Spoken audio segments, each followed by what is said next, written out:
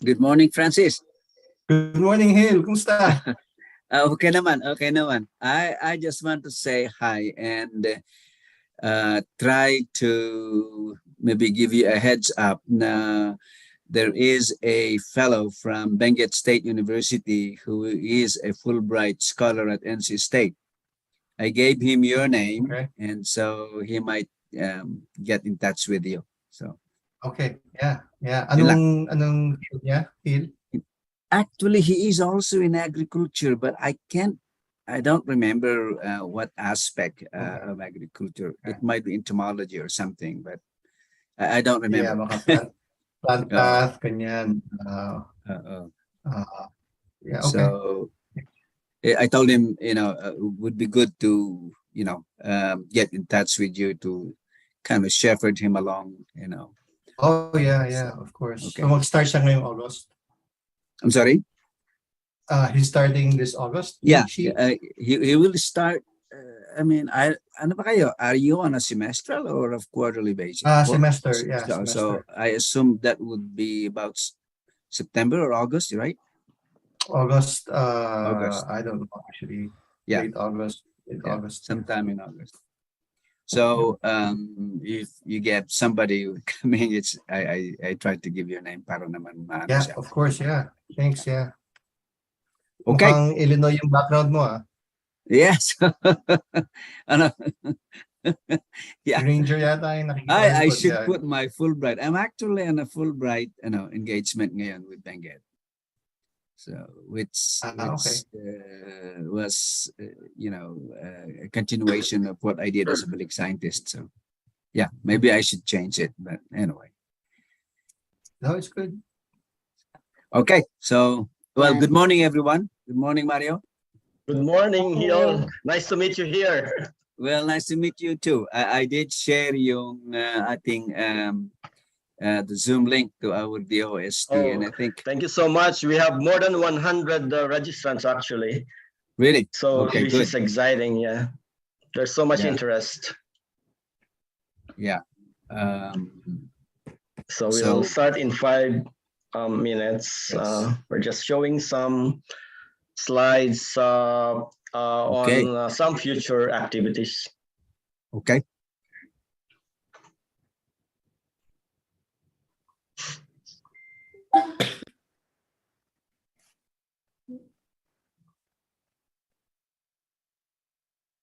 Marge, kumusta na? Hey, kumusta? It's been a while. I haven't seen you. Oo nga eh. Oo nga. Nandito kami sa Alexandria, Virginia ngayon. Kasi Edson is on the... Yeah. Edson So is on the NSF. ikaw din ba NSF ka din? Or Hindi sa NIH ako. Pero sa Edsel, I'm just visiting him because I don't have to teach this summer. But and then we okay. went to London last week. So anyway, so we're here. So I saw you ano were in kadalas siya? Jollibee, Marge. You were in Jollibee yesterday. I know they have a brand new Jollibee here. So we investigated. So Marge, gano'ng kadalas ka pumupunta ng DC? Kasi ngayon lang siya nagpunta dito dahil sa pandemic. Actually, okay. so he had to work remotely from home. So he just So moved here. NSF. They're open NSF now. now is back. Yeah. Open na ang NSF. Okay, good. Yeah. Well, not fully, but since he's not really a federal employee, he's with USC still, he can go back and forth. So, but he decided na mag-ano na lang ng apartment dito. Actually, within walking distance lang yun. Nandiyan lang mga 5-minute walk. Yeah, It's kind of nice. Yeah. You started in Oh, 2 Francis, minutes. I forgot. Would you still recognize yung aking virtual background? That's the engineering campus actually. So you might Oh, that's recognize Granger. some of it. Granger Library yan nasa likod mo. I forgot. I didn't realize now when you mentioned sa University of Illinois pala yung background. Yeah. Now I engineering remember ko. you are a graduate of the University of Illinois. So, well, that's good. Okay, I'm just gonna turn it off. So,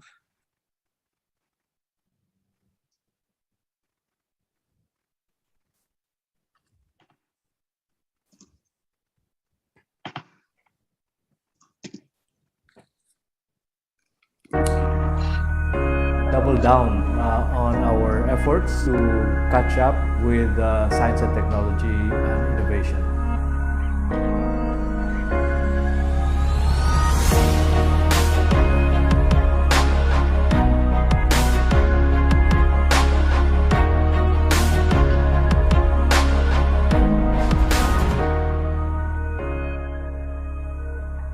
Science and technology and innovation, these are indispensable in the modern economy, in the modern world.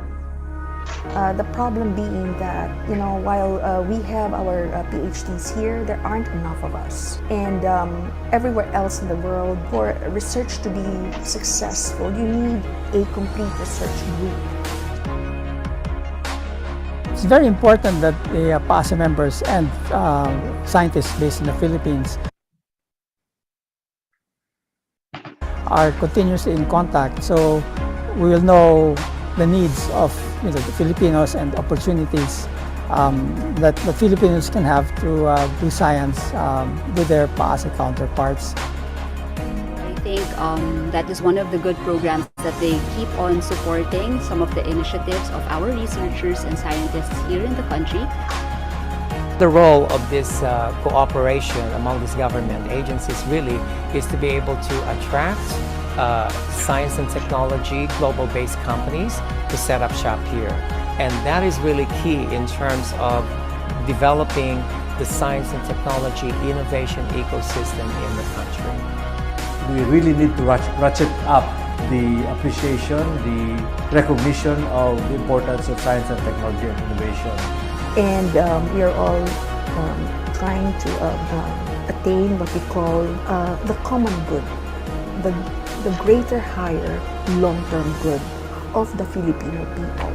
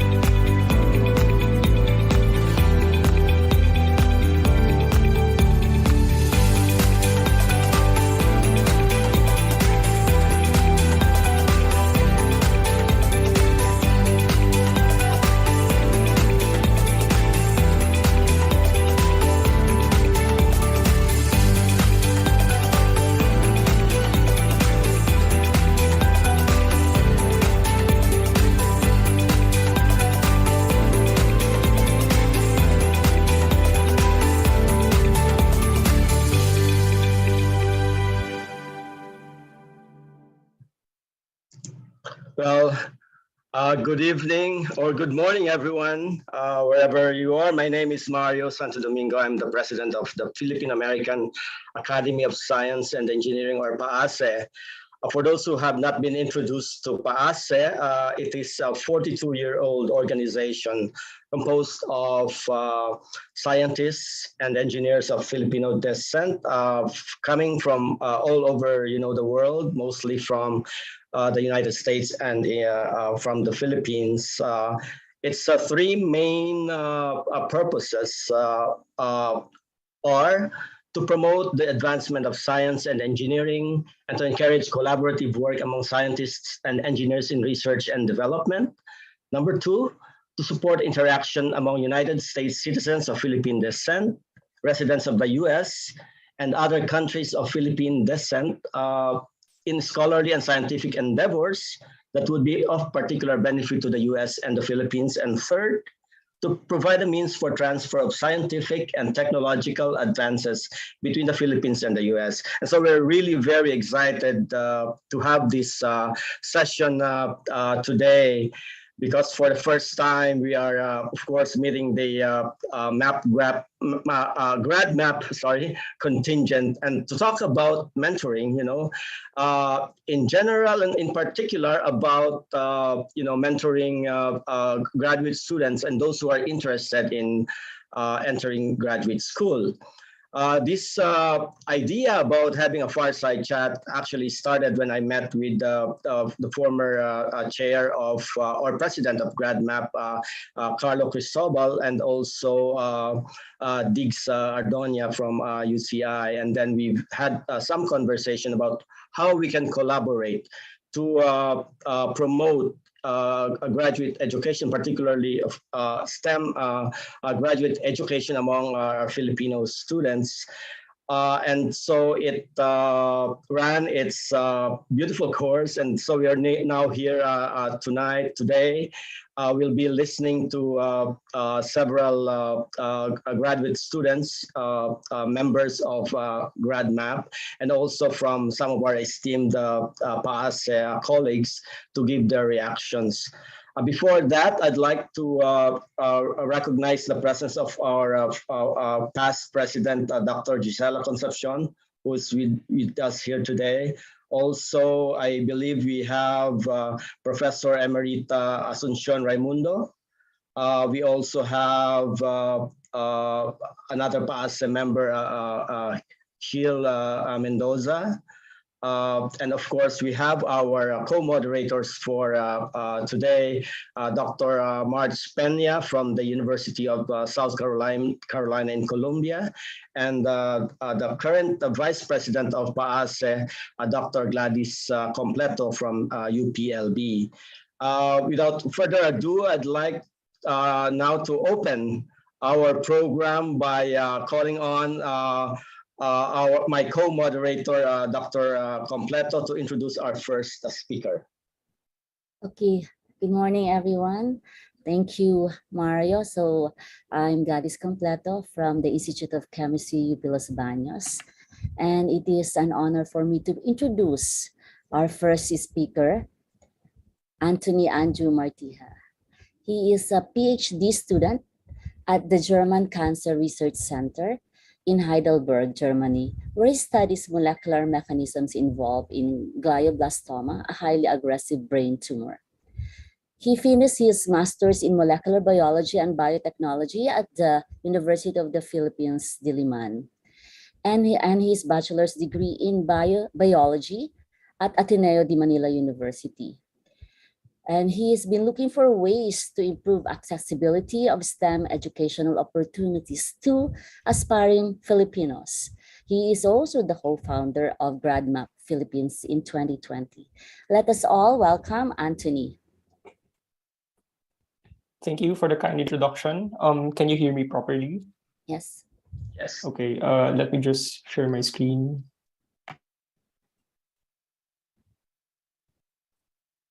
Okay, can you see my screen now? No. How about now? Yes. Okay, perfect.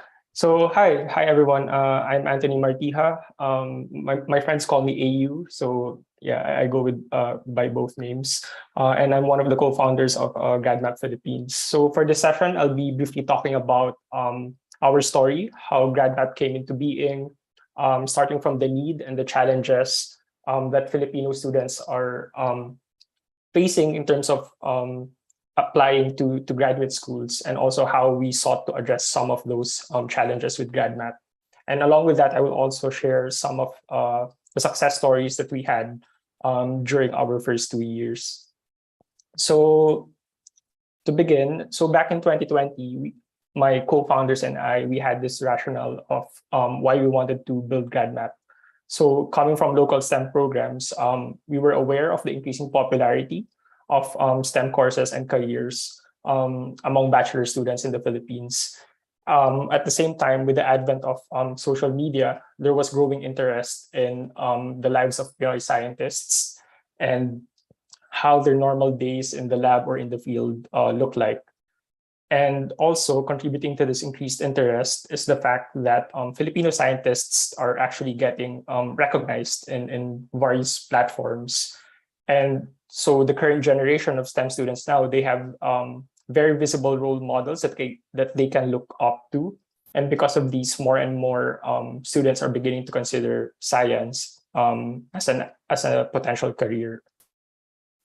So, however, while we have this amazing talent pool that we can tap into, there's not a lot of STEM educational and career opportunities back home.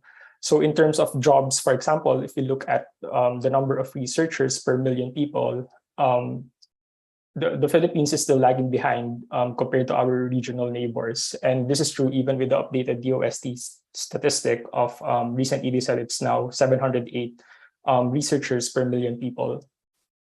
And also, if you look at research output, the Philippines is also far behind when compared to not just whole countries even, but also when compared to some of the top universities abroad. So clearly, our talent pool doesn't directly translate into these metrics, and we could do a lot better in terms of harnessing the potential of our STEM students. And one of the things that we thought we could do in GradMAP was to simply make STEM opportunities, particularly with special focus on STEM training abroad, to make these opportunities more accessible to students. And we imagined that this would not only help our students to reach their potential, but also at the same time indirectly increase the pool of Filipino scientists who can, let's say, eventually go back home and contribute and give back to the country. But this is, of course, easier said than done, because our students, they also face a lot of challenges when applying to graduate schools abroad. So first of all, as you may know, network is very important in science. And a lot of our STEM students, however, they do not have direct access to people or to mentors who could provide them with guidance and support in their grad school applications. Of course, if you're lucky, you can turn to your university professor, for example, for help. But for most of the time, it's hard to get support and guidance from people who have direct first-hand experience in applying to a particular school or to a very particular program. And then second, there's a lack of information. And there's also a lot of misconception about pursuing grad school abroad. So for example, a lot of students would still think that it's very costly to do so, when in fact, a lot of programs would offer scholarships, stipends, and even full salaries for students to go to graduate school. And there's also a lack of awareness of the possible degree options and possible fields of studies that they can go into. And so because of this, people are prevented from realizing potential opportunities that could be available to them. And then the third reason is that there's a high barrier to entry. So as you may know, a lot of mental, emotional, and financial resource even is needed to apply to grad schools. And until now, for example, there are still a couple of schools that require standardized tests like the GRE and TOEFL. And this could cost students like several thousands of pesos already. And also preparing application materials and preparing for interviews, it takes a lot of time and energy, especially for students who have to juggle this with their own studies or their part-time work. So the process could be a lot easier if someone was there to guide them. And so with this in mind, me and along with my co-founders, I believe we released in this call also. So we envisioned to build GradMAP, which we envisioned to be a global community of Filipino scientists with one goal, which is to make STEM educational opportunities abroad more easily accessible to our students back home. And I started this along with with Carlo, who recently graduated from Baylor and is now at BCG, with Waverly, who was actually a GradMAP mentee in our first year, and later on became a PhD student at Stanford, and then also with Luis, who is now working in consulting. So siguro short anecdote lang, this is how it started, at least from my perspective. So sometime in early 2020, I knew Carlo brought up the initial idea to Luis, and then Carlo also started recruiting me back then, but only as a mentor without any commitment to a bigger role. At some point, they brought in Waverly, and the three of them started brainstorming and planning for a pilot cycle. Sometime in May, Carlo approached me again to be part of the core team because they needed someone from the EU. So I said yes, and it just cascaded on from there. So I became part of the team, and then, for example, here's Luis sending the first drafts or one of the final drafts of our official logo in our messenger group, and then also Waverly with our first recruitment poster for mentors back in 2020. And then we were just coordinating in Messenger back then, but at some point we also migrated to Slack. And then Carlo took on the lead and really did a good job of leading us and keeping us on track throughout the year. So in the end, we were able to assemble this one-on-one mentorship program, which Paul would probably explain in greater detail later. But basically, we set up a system where Filipino grad students from anywhere in the world can volunteer. And in parallel, we also have recruitment for aspiring grad students in the Philippines, and they become part of our mentee pool. And then in the past 2 cycles, there was an internal matching system, which we would do to match mentors and mentees based on their goals and background. And then after matching, the one-on-one mentorship would ensue for a minimum of 6 months. And in those 6 months, basically the mentor-mentee pairs would have regular monthly meetings, and the basic goal was for the mentor to help the mentee with their application materials. So when we started, we had over 160 Filipino scientists and engineers from all over the world across 22 countries as mentors. And our mentors come from various backgrounds. So most of our mentors are PhD students or PhD graduates, and some are at the master's level, some even have MDs, and a few have other types of degrees. In terms of fields of study, the life sciences is historically overrepresented in our mentor pool, most likely due to a network effect because coming founders, we were all from this field. Although now with the help of social media, I would say we are fairly visible to other fields as well, like chemistry, physics, and so on. In terms of geographical distribution, most of our mentors come from the US and Europe, although we do have a couple of mentors from Australia, like Paul, and also several from Asian countries as well. So looking at the impact that we made during our first 2 cycles, around 83% of mentees who responded to our exit surveys were invited to interviews, and 86% of those invited to interviews received their acceptance offers. And granted, this is a self-selecting pool of respondents, but still it was satisfying for us to see actual mentees actually getting into grad school. And more than the outcome, we are happy to see the mentees were generally happy with the process and the mentorship that they received from our mentors. So this is just an overview of some of the admission offers received by our mentees from both cycles. And as you can see, they were able to get into very competitive schools and programs, which also speaks to the quality of the mentorship that we have been providing. So now I'm at the tail end of my presentation. I would just like to end by sharing some of the few achievements that we have also accomplished in the past 2 years. So in GradMAP, I would say we have built this global community of Pinoy scientists who are really willing to help each other out and also extend that help to students in need of guidance back home. And then we have and we are continuing to democratize access to STEM opportunities through free resources and events. For example, we built a website at gradmap.ph where aspiring grad students could check out resources and information about grad school applications, schools, scholarships, and the like. Also, part of our effort are the webinars, which are organized by the core team and which often feature our own GradMAP mentors. And in these webinars, the mentees get to interact with a wider pool of mentors beyond their assigned mentor. And they discuss topics ranging from what regions they can apply to, preparing for grad school interviews, SOP writing, etc. And we have also reached out to the grassroots level by inviting high school students even to a webinar that was specifically catered to their level, with the goal of inspiring them to consider STEM as a potential career in the future.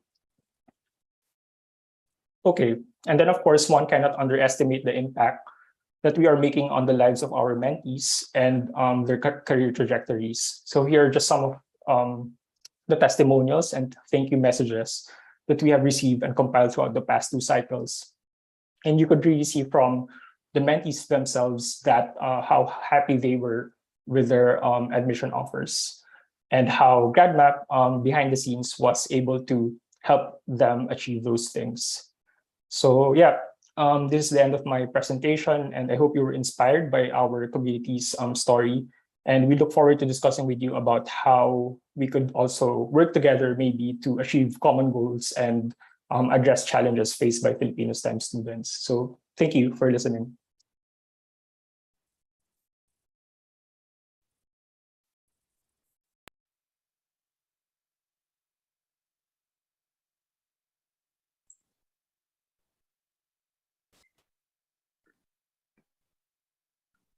Okay.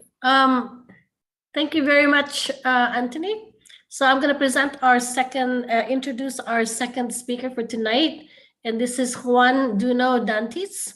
Duno was a GradMAP mentee and is now an incoming student to the PhD program in chemistry, specifically the chemical biology track program at the University of California, Irvine. So congratulations. He was an instructor at the University of the Philippines, Diliman. He is specifically interested in materials poised towards biological applications, particularly those that can be used to interrogate cellular machinery and crucial pathways.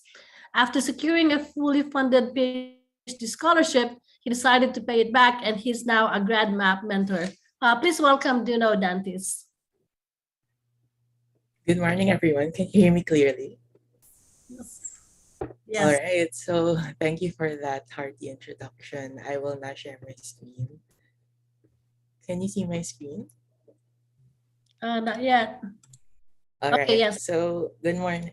Yes, good morning, everyone. So first of all, I would like to start with recognizing this is a platform I never imagined to be in my youth. So this is really an opportunity that I'm very gracious to really have. And when John emailed me about this was really something that I look forward to attending. So good morning, everyone. And again, thank you for the platform that I was provided to represent GradMAP as an institution that helps graduate students. So AU presented you with the quantitative part, the statistics and everything. And I'm basically the qualitative part, the case study, basically. So some of this would be kind of an all about me presentation at first, but this is a testament to how GradMAP really helps their mentees in their application. So my presentation is basically entitled Up, Up and Away. So that is basically what happened to me in the past 2 years, 2020 and 2021. So a short background about me. Pre-university in my high school, I did not enter a science high school. So I had no science background, and as an effect, I did not have any science role models. So my first exposure to science, as I remember,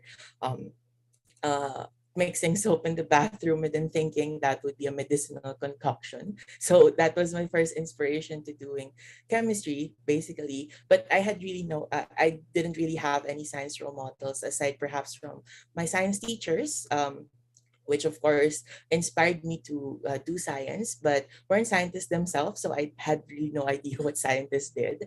So I was not a DOST scholar. So I was not like my peers. I didn't pass the exam. So I really had trouble with, imposter syndrome and all of that. Um, so also the idea of science was basically a fantasy. So science was an abstract thing to me. Science was made of old people theorizing in their offices, the usual ones, Einstein, Hawking, and old people. So in effect, I really had no idea that science was, somewhat of a real possibility for people like me, because I wasn't really exposed to what a scientist was. No, so it was a fantasy. It was a career that I thought of before as a glorified hobby instead of something as mundane as a career, right? So even if I had this, sort of jaded notions about what science was, I decided to pursue chemistry, despite all the odds, right? And with all my apprehensions, they were proven correct. I was with my peers who were all science Olympiads in their own right, and I did not have the same merits as my peers, but still I managed to push through by the sheer power of, let's say, curiosity for now. So I was really curious about chemistry in particular, what life was made of, and how we can manipulate matter to serve the purposes of life. So I graduated BS Chemistry in 2019 despite the odds. So I graduated magna cum laude, and then I also took the boards last 2019, and I emerged as top three. So despite all of that, even though it solidified chemistry as a field of choice, research was still something that was a question. So because the research in the Philippines is not as advertised as it is in, let's say, other countries. So my first research experience actually was my undergraduate thesis. So this was my first experience with what research really was. So it's not all about theorizing and all about discussing at all the whole day about science, but it's really doing the work. Basically, it concretized what science was, and most of it was just making mistakes in the laboratory. But I worked for it. I worked in it for 2 years, and I experienced what the fulfillment from that was. So I worked for 2 years in the biochemistry and synthetic organic laboratory at the Institute of Chemistry, and it was a fruitful experience. But still, it made me question if I was really for research at all. So fast forward to my professional experience, if you could call it that. So far I have tried the Philippine industry, and I didn't like it, which made my decision to pursue academe basically crystallized. So I went back to instructorship to apply at the University of the Philippines, and thankfully it was a fulfilling experience for me. So as you can see here, there's a screenshot of one of my students actually making the time to make a Zoom background to surprise me on the last day. So that was really something of an eye-opening experience, that academia is really something that I wanted to pursue as a career. But then again, there is still the gap of going from this place to somewhere there, right? So the academe is still something not as abstract as before, but something that I didn't really know that I fit in.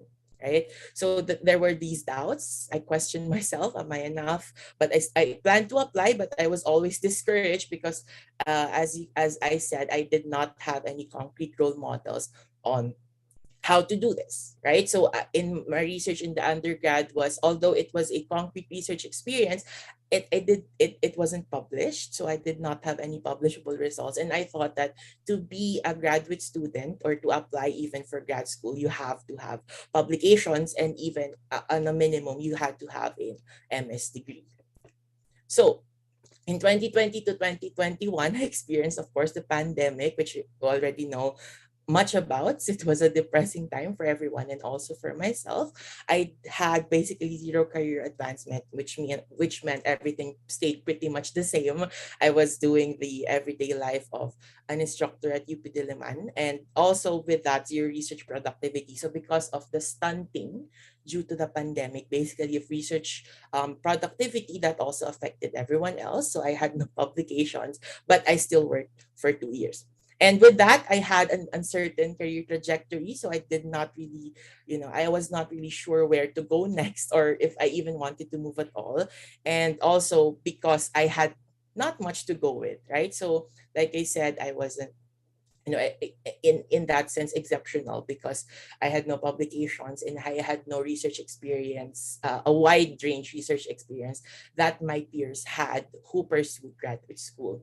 So at that point, I was really, doubting every day if I had anything to go with and anything to move forward with.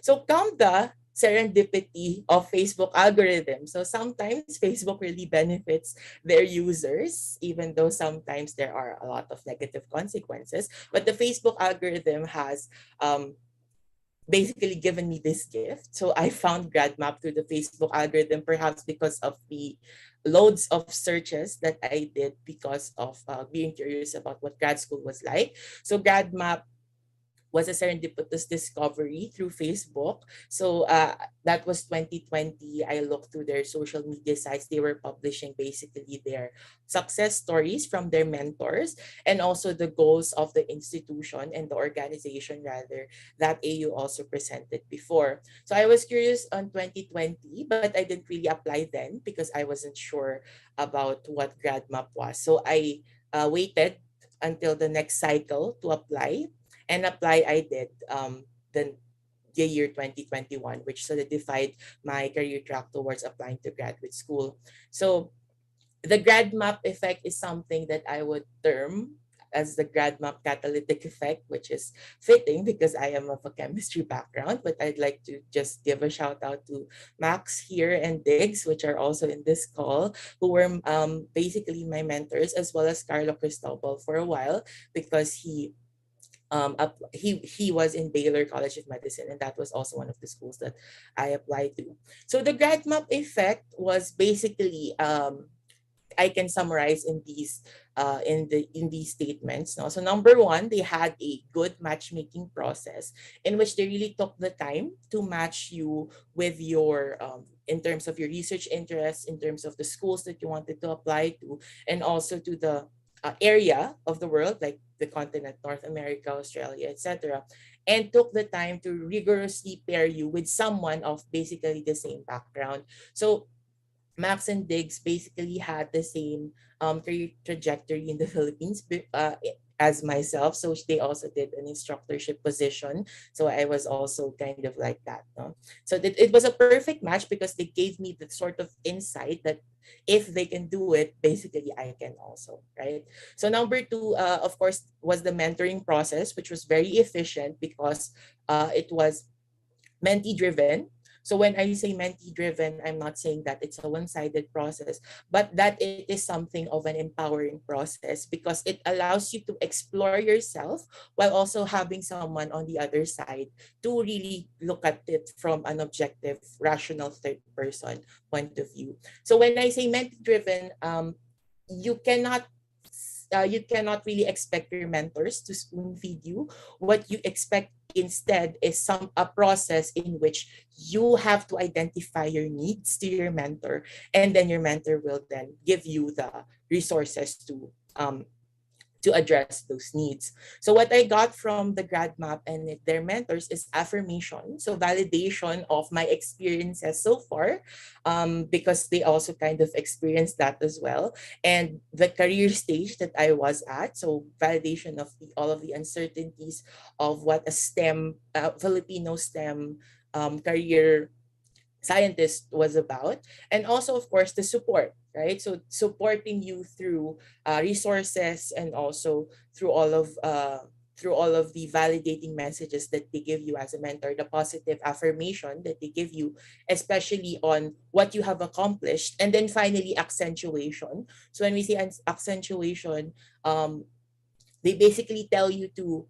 fashion your application package in order to emphasize those things that they think are important by their experience and their conventional wisdom. So without the mentorship that I had, I never really realized how much of an effect, how much of a weight instructorship positions give your graduate school applications, or volunteering or things of the sort, or even your knowledge of diversity, right? And all of those issues in academia. I did not really know that those gave your grad school applications weight. I thought it was all about publications and academic meritorious experiences, but apparently they do, and graduate schools look for that. So that was the effect for me. That information, that empowering experience helped me to apply. And finally, of course, the resources. So I'm not just talking about the attachments to how to write your statements of purposes or diversity essay, but also the mentorship network itself. So you're not limited to just reaching out to your main mentor, but also because they have this database of other mentors, they have the emails, the LinkedIn accounts, then you can also reach out to them, especially if you are also curious to apply to their schools that they are doing a program in. So that's where Carlo Cristobal came in. I also applied to the Baylor College of Medicine where he was in. All right. So just to give you a view of what the app process was like for me, and also I guess that's also going to be true for those that are going to apply in the near future. There were a lot of challenges, as AU also mentioned. So I'll just reiterate some of them. So number one challenge was looking for programs. So graduate school is a very sort of confusing process, at least in terms of the applications, because each program was unique in terms of what they're looking for. So the application package looks pretty much different. There are also several nuances that other programs are looking for. Like some programs require you to do a GRE or a TOEFL, but some programs do not. So I did look for programs that mainly did not require GRE because that was an expensive exam. So I did not take the GRE, but I only took the TOEFL. So I used Google for that. And also in terms of the quality of their programs, I used US News and World Report. So number two, the second challenge was drafting essays. So essays are a bit difficult to, in particular in the graduate school application essay was difficult because you had to confront yourself. Basically, it was a time for reflection for me. The 2020-21 time was a reflection and contemplative time for me. So with that, you had to draft essays stating your purpose, which means what you want to do with your program, and also the diversity essay, which some programs require, that allows you to look into your identity as perhaps Filipino or other parts of who you are, and then you put it into paper. So one thing that I didn't realize about drafting essays is this was an exercise, especially for statement of purpose. This was an exercise for scientific writing and technical writing, because you were basically giving the what you experience in research, and also what you learn from it.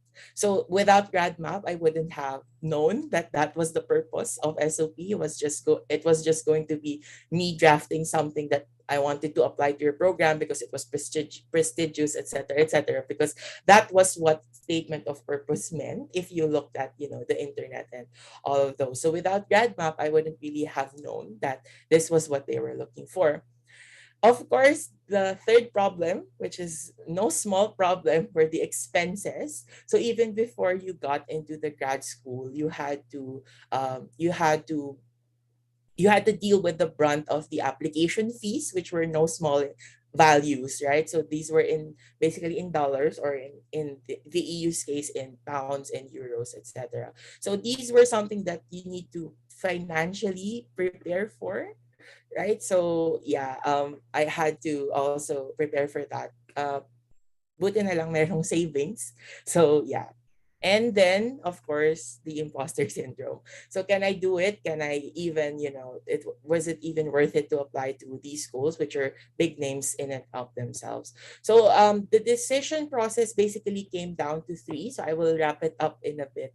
But these were the factors that I considered in terms of picking the school. So these were the three schools that I got into, or at least a second step into their graduate application process. So that's UCI, the EU program, particularly Erasmus, and also Baylor College of Medicine. So these were the considerations that I had to consider right? So number one is the academic fit. So what was the faculty doing and what was the reputation? So as in the introduction, I was interested in materials, interrogating cellular machinery.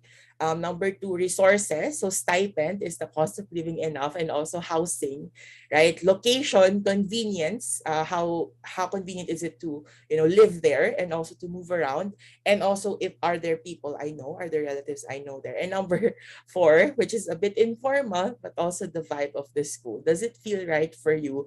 And do you think that your personality will fit into that program? So some of them give you information sessions to get in touch with people from that program to get to know them more. All right, so I chose ultimately University of California, Irvine based on those four particular criteria, but now I am an incoming grad eater. I still have challenges to face. So more expenses, a lot of errands that you need to move abroad.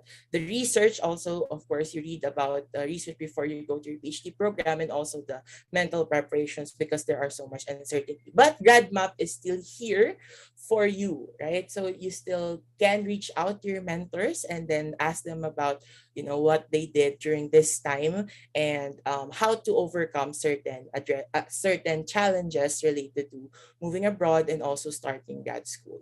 So they also have resources for that. So now I am paying it forward as a mentor because I'd also like others to experience the same effective mentoring that I have. So number one is, for me, the motivation is to build community with other Filipino scientists, which, as AU mentioned, is a very important component of science, which is networking.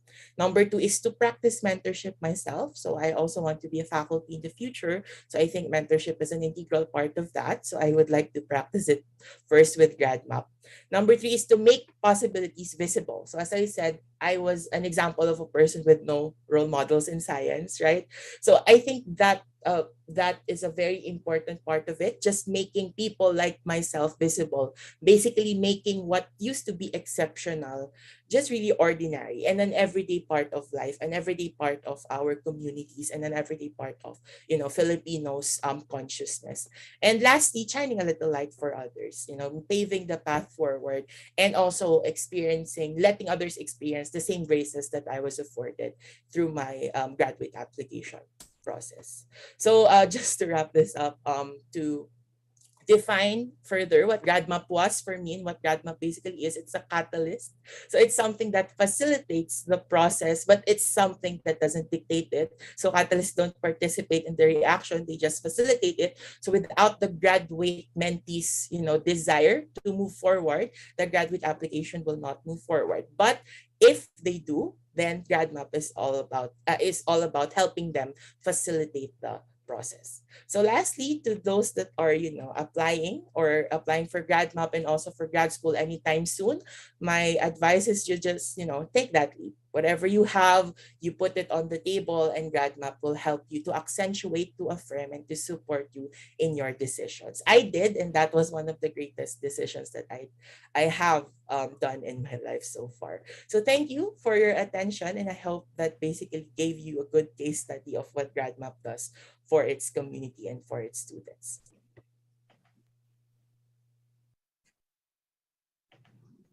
Thank you, Duno. Thank you so much.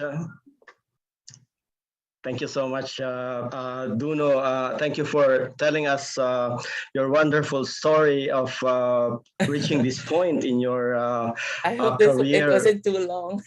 That's right. Despite the odds that you related to us of not having of not having enough pre-college, training or your self-doubts, about pursuing the STEM career. So thank you so much. And we look forward to hearing more stories from you as you progress in your graduate program. Thank you. So thank you so much. Thank you. So our next speaker has been my email pal for the last 5 or 6 weeks. The president of GradMAP, John Paul Cesar de los Trinos. Paul is a health economist, public health researcher, and project manager recently focusing on the application of health economic methods to support NTD or neglected tropical diseases control. He obtained an MPH in economic evaluation and a Master of Health Management with excellence from the UNSW Sydney through an Australia Award Scholarship. He was a researcher at the University of the Philippines, Manila NTD Study Group and consultant for Physician for Peace, Philippines, and Alliance for Improving Health Outcomes, also in the Philippines. Currently, he's pursuing his PhD at the Kirby Institute in Sydney through a Scientia Scholarship. He's also a co-founder and the Chief Technical Officer of Meta Health Insights and Innovations Incorporated, consulting firm that specializes in management and implementation science, economic evaluation, health technology, and assessment and analytics. Please welcome Paul, the current president of GradMAP. Yes, thank you very much, Mario. So yes, email body for the past few months, I think. And also, before I start with the presentation, so thank you very much again to PAASE for this opportunity to present what GradMAP is about and where GradMAP is going. So we are really thankful for this opportunity, especially to the team, so Mario, Marge, and Gladys, and the other people that constitute PAASE. All right, so so in the previous two presentations, so AU, the co-founder of GradMAP, told us what the challenges are for Filipino pursuing careers, pursuing higher education in STEM. And then Duno Dantis provided a very great case study on actually how GradMAP is trying to help address those challenges. So we do know that case studies doesn't provide a very representative evidence of our hypothesis, but I guess it's very helpful that we actually provide an example of what we really want to achieve with GradMAP. So in the next 10 to 15 minutes, hopefully in the next 10 minutes, I will be presenting where GradMAP is going, and what are the changes that we are instituting to overcome the challenges that we have encountered. Okay. All right. First, we start with what the challenges are. Okay. So these are some of the challenges that we encountered in the past 2 years. So first, there's the dropout rate. So some of the mentees don't really stay in the program because of different reasons. And how we address that, and we will discuss this later on, is we were able to have materials and also a different approach for those just exploring graduate school. Of course, to our mentors, sometimes it could be a bit frustrating for some mentors, I guess, especially if, for example, their mentee just dropped out or maybe doesn't pursue in applying. So that's why we are improving with our mentee classification system and alternatives to one-on-one mentorship. We are also working on our volunteer pool.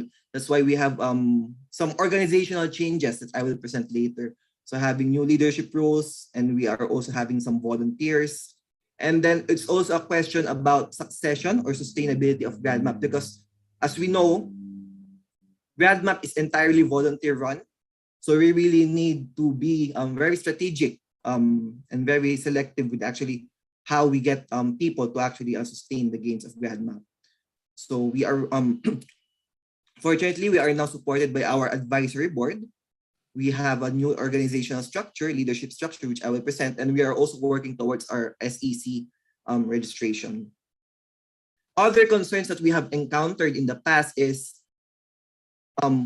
we are now addressing the challenge of being too US-centric. So of course, a lot of our mentors and also mentees are applying in the United States, but we are trying to expand. We are trying to expand our program to other countries as well. Not only the program, but actually even including the timelines, because currently, for example, the timelines is very aligned with the application process in the United States.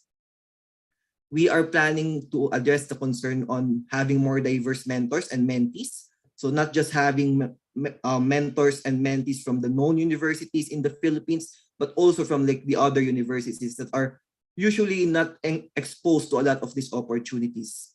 And also we are opening to other fields as well, so other fields related to STEM. So for example, in my case, I'm working really on health economics and public health. And then again, we are introducing 2 streams in GradMAP, one on mentorship and one on explorers, which I will be explaining more later on. So in identifying the challenges that we had and also planning for where we will be going, we thought it was very important to have our vision, our mission, and also our core values that will guide the organization. And so GradMAP envisions a thriving community of Filipino scientists that work to reduce barriers for Filipinos in pursuing advanced degrees in STEM and related fields. So this is what is guiding currently GradMAP in all of our efforts. And to do this, we have 3 missions. First is we want to increase the awareness of advanced educational and career opportunities for Filipinos. Because I think as what discussed by Duno and AU, it's not really like a common career for Filipinos, especially, for example, if you have children, if you ask them what would you want to be, maybe they say doctors, maybe they say lawyers, but rarely do they say that they really want to be like a scientist. And then once we increase that awareness, we are providing mentorship and support to Filipino students from all walks of life for the graduate school application. So we want to emphasize the all walks of life because we really want to reach those who are not being exposed to these opportunities, those in like less privileged backgrounds. And to have a self-sustaining community, we want to build a thriving global community that facilitates collaboration among impact-focused Filipino scientists. And we are also guided by the following core values. So how does this work? We expect that everyone who is joining GradMAP, who is part of GradMAP, will adhere to these core values, that we are very much into inclusion. So we strive to provide equitable access to STEM opportunities for Filipinos, regardless of their background. And then we need to have compassion, trying to understand the predicaments or the challenges that other Filipinos have on why they are not able to pursue career and educational opportunities in STEM. And then, of course, compassion is not enough. We also need service to actively find ways on how we could help our fellow Filipinos. And we recognize that we could do more if we could collaborate, not only among mentors, not only within GradMAP, but also with other partners. For example, PAASE, which we hope will be a very important partner, not only in this event, but in the coming years. And also we expect that all of our members are committed in achieving our vision and mission. Currently, we are implementing this, we are using this leadership structure wherein we have directors for different key operational areas that are guiding the different initiatives of GradMAP. So of course, the executive committee is guided by the advisory board, which I will be presenting later. And I'm happy to present that the leadership team is pretty diverse when it comes to not only into the fields wherein we are studying, but also in the countries that we are coming from. So I myself, I'm not studying in the United States. I am studying at the University of New South Wales in Sydney. We are trying to still improve the representativeness of our, not only the leadership team, but also of our mentors and mentees. So yeah, I think some of them are also joining here. So I'm very thankful for this our colleagues in this team who are tirelessly working to help the mentors and the mentees, especially the mentees, in getting those scholarship offers that they desire. Okay, and as I've mentioned a while ago, we are also supported by the advisory board who provides strategic guidance on where GradMAP should be going and what should be done. So in the advisory board sits Carlo Cristobal, the co-founder of GradMAP, same with AU. And also we have Diggs Ardonia, the deputy chair, and also at the UC Irving.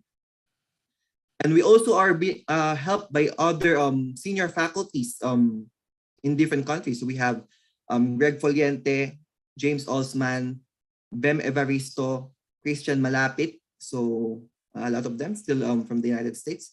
Max Argilia is here, Daniel Ibarra, Mike Manchinido, Perlin Manalo, Yan Jo Tan, and Alisa Avestro. So these are the people that are guiding GradMAP on where we want to go, and also helps us in our different initiatives.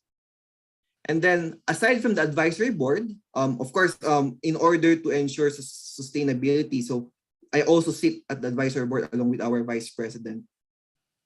But aside from that advisory board, we also have the faculty network, who serves as our pool of resource persons and experts whenever we would need their technical expertise and even advice. And they are currently, most of our faculty network are from the United States, with some from Japan and I think Canada. But we also are looking forward to further diversifying our faculty network as well.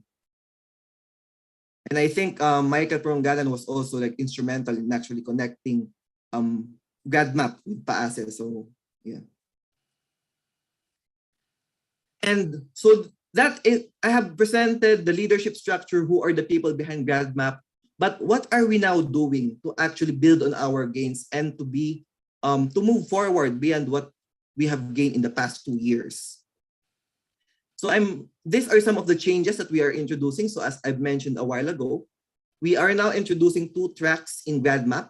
One is for the mentees, which is for the conventional one-on-one mentorship, and the other is the explorers track. So again, the mentees focus on individuals already applying for a program or scholarship. This is the conventional one-on-one mentorship.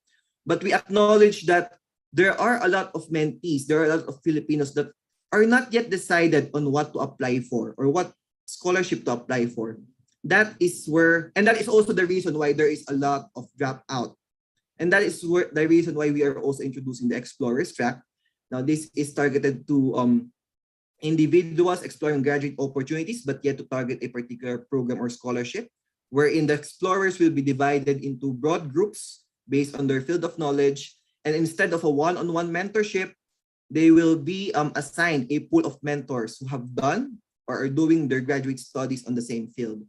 And then they have monthly group sessions. And the key difference also here is that as opposed to the mentees, wherein the mentees will be guided, coached on actually how on the application process, writing statement of purpose, actual application.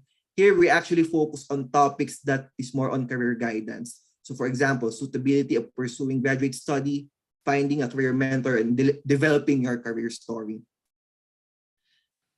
And of course, we still stick to our approach that we are mentee focused. We want to be as helpful as humanly possible for every mentee. We also, if you noticed earlier, so we actually also have a director for standards and monitoring. So that is Princess Kabotahe. Because we are instituting standards, we creating guidelines for mentors and mentees to make sure that their experience is as consistent as possible. So we don't want a situation wherein the mentorship outcome highly depends on just the quality of that specific mentor. So we want to maintain at least a minimum standard. And we also try to build the community. We collect and then share helpful resources and encourage cooperation. Another change that we are introducing this year is regarding with our matching system. So in the past, while I was very flattered when I think Duno said that the matching system worked really great, and I think that was also mentioned by AU, but it was really time consuming. I think in the past, it would take us more than a month, maybe 2, to finish the matching process. But now we are moving towards Together platform, wherein the matching of the mentors and mentees according to the field and also the location will be more automated. So this platform is a mentorship platform that intelligently matches every mentee or mentor to its pairing algorithm, and they are matched to their field, location, or degree type. And then for those that are not able to find their match, the Execom will also be able to match them with their closest possible mentor. Another change that we are introducing is we are ramping up volunteer opportunities with GradMAP, that the mentors that we are also enlisting them to not only be involved in the mentorship, but also be involved in the different work areas of GradMAP. And we are also working very hard to provide mentors with more value, because we do know that in GradMAP, while we are mentee focused, the mentors really are very important, because they are actually the people guiding the mentees to get into their dream programs. So we try to provide mentors with more value. We will providing capacity building activities, career development web, GradMAP a platform for dissemination of their work. Of course, as alluded to by AU earlier, we have networking opportunities and also social events for mentors. And then to further strengthen the manpower, because again, GradMAP is entirely run by volunteers, so we really need more people to help in running GradMAP. And we understand that there would be a lot of mentees who would be not only be interested to be guided, but also be interested to help GradMAP in its goals. So we are also introducing this GradMAP internship programs this year, and we are hoping that this would be a successful initiative as well.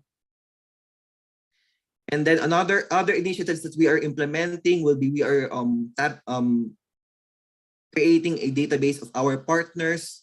So because we do understand that GradMAP is not a silver bullet in addressing our challenges in access to STEM. So we want to strengthen our partnership with other institutions, for example, PAASE, who are aligned with our goals. We are also improving on the scholarship database, which will be very helpful to the mentees and the mentors.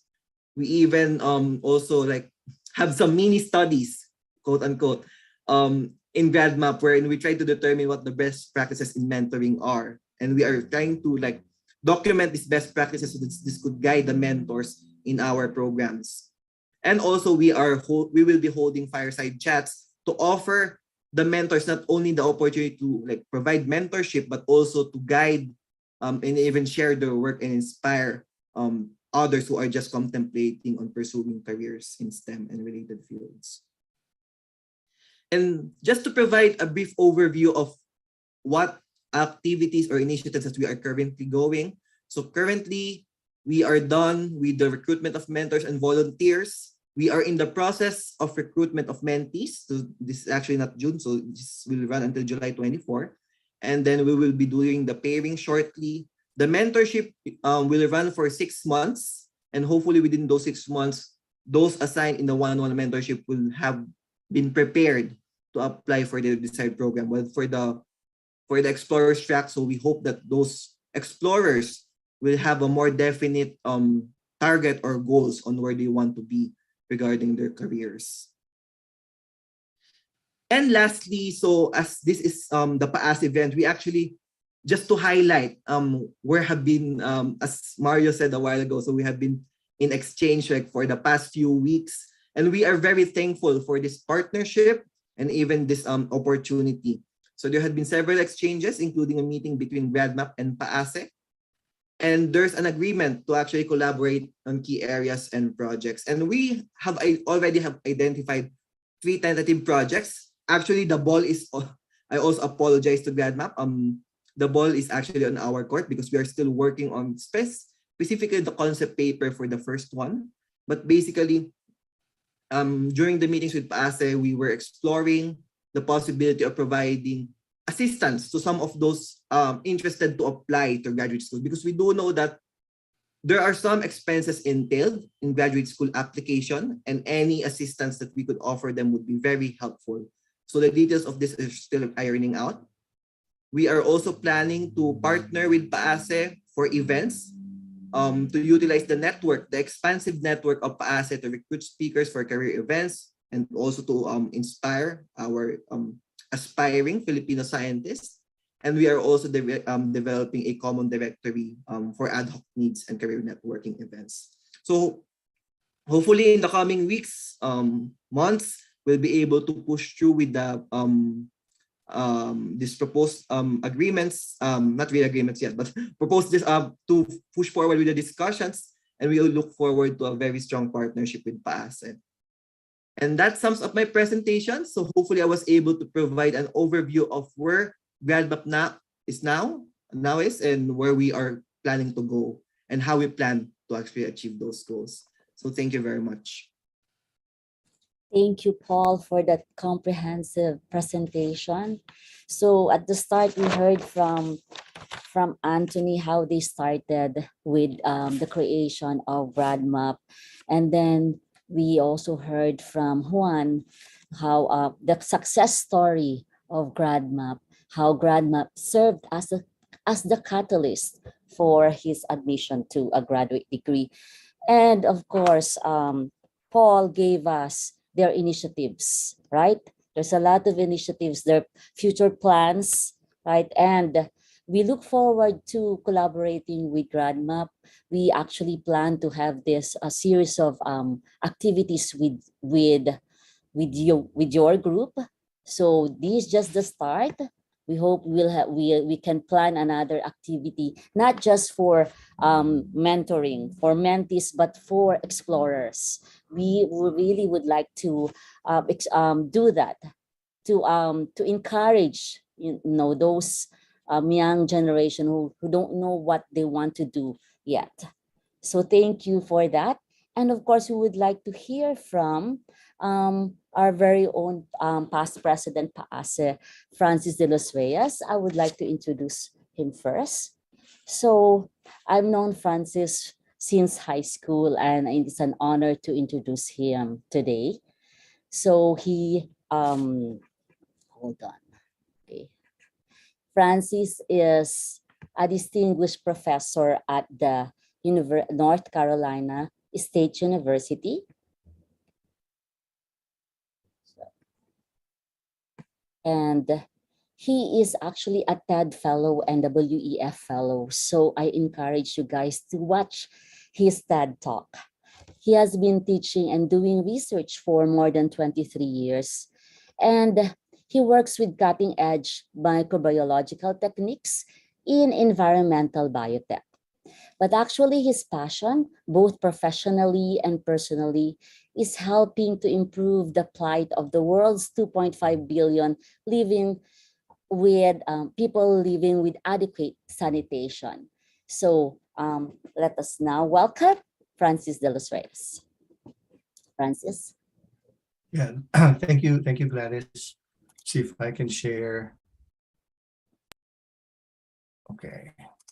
I actually made some slides just so we have something to look at. Otherwise, you'll be just looking at me. And it's very, very short. So thank you, Gladys, for that. So we were tasked to give our reaction to GradMAP. And I think for the most part, Paul's talk was really very informative and very full of the same ideas.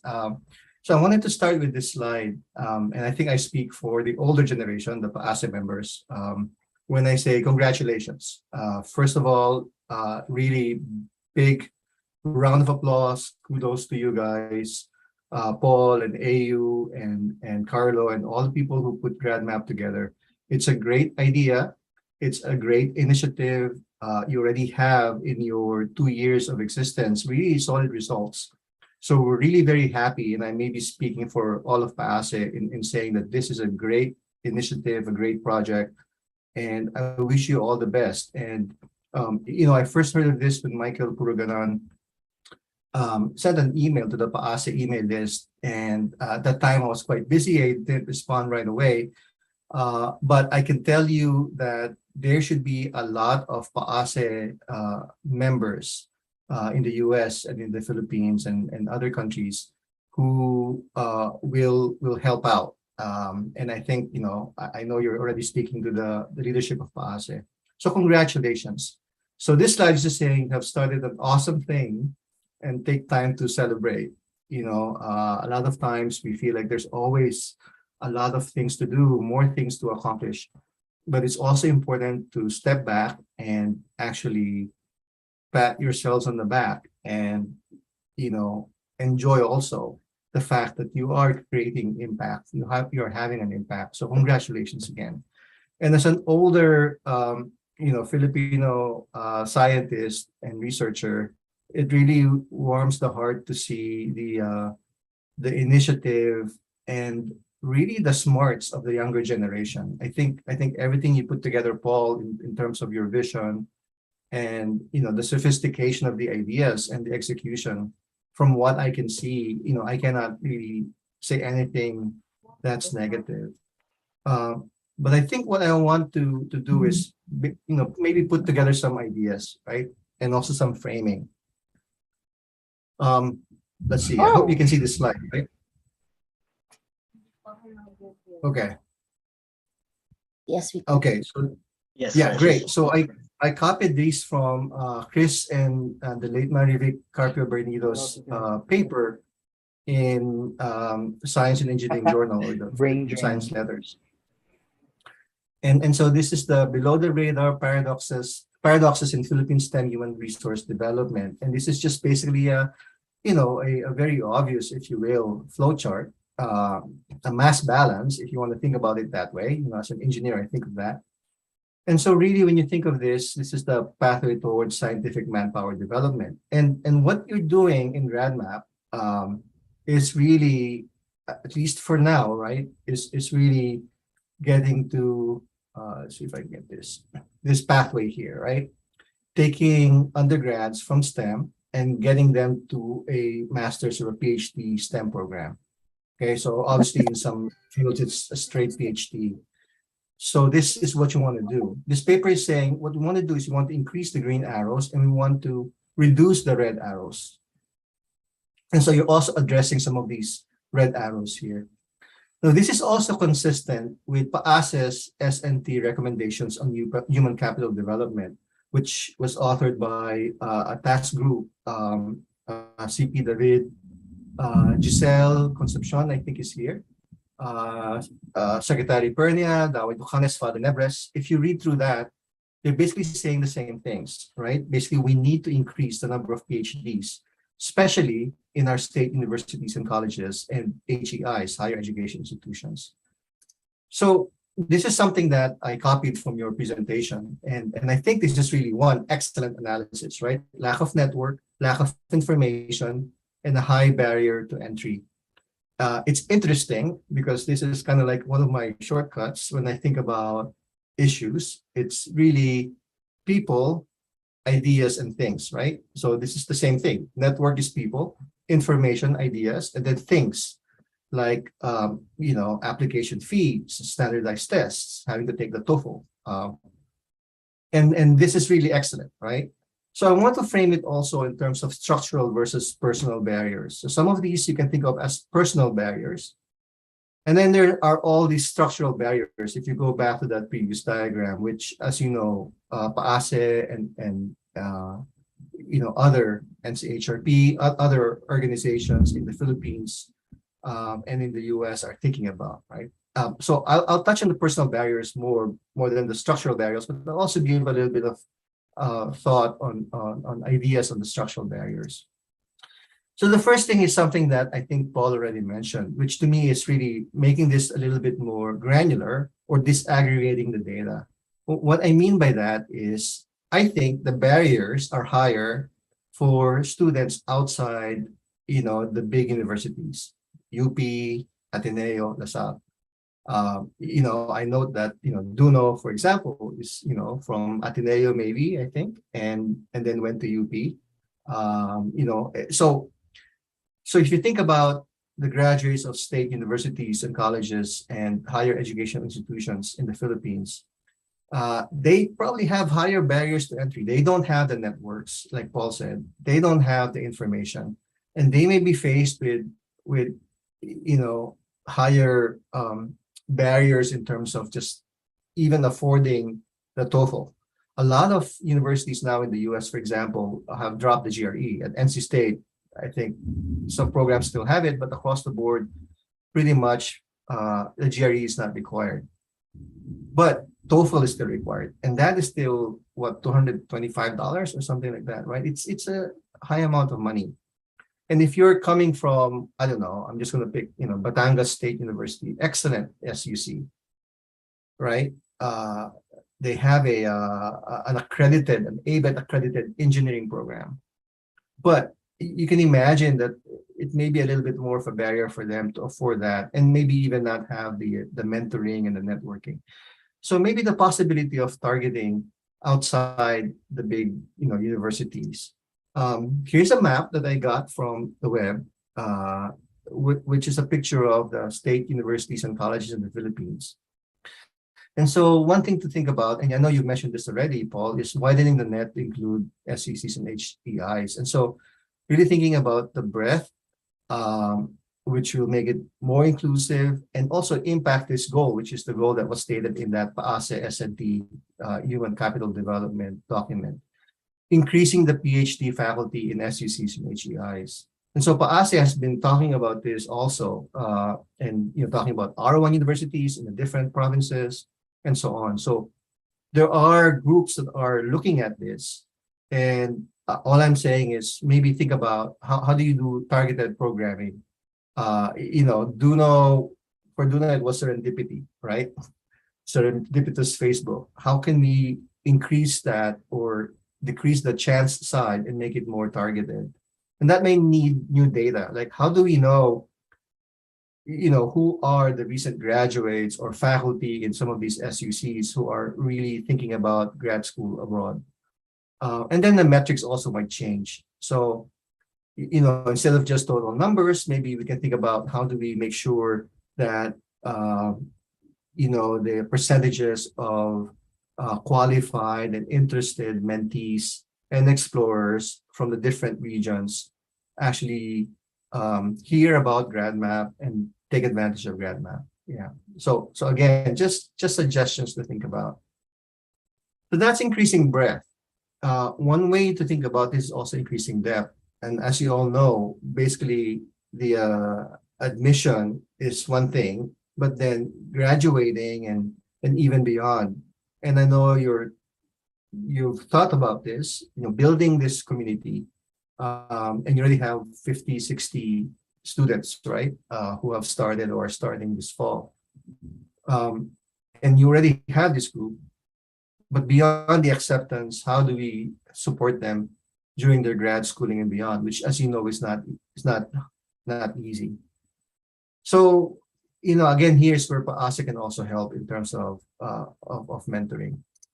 So, really, the first thing I want to say is congratulations. This is a really great program, and I know PAASE, and I can't speak for PAASE or the leadership, but this is something that I don't know that anybody will have an objection to PAASE supporting GradMAP in as many ways as possible. Being very clear about that vision. Do you broaden it? Do you think about it in terms of targeting, again, these SCCs and HEIs, and then deepening the vision to include mentoring beyond grad school. So really, you're enlarging that initial box, right, in that diagram, so that you make sure that it goes all the way to graduation and then maybe career. And here's where maybe some analysis that you've already done in where are the pain points.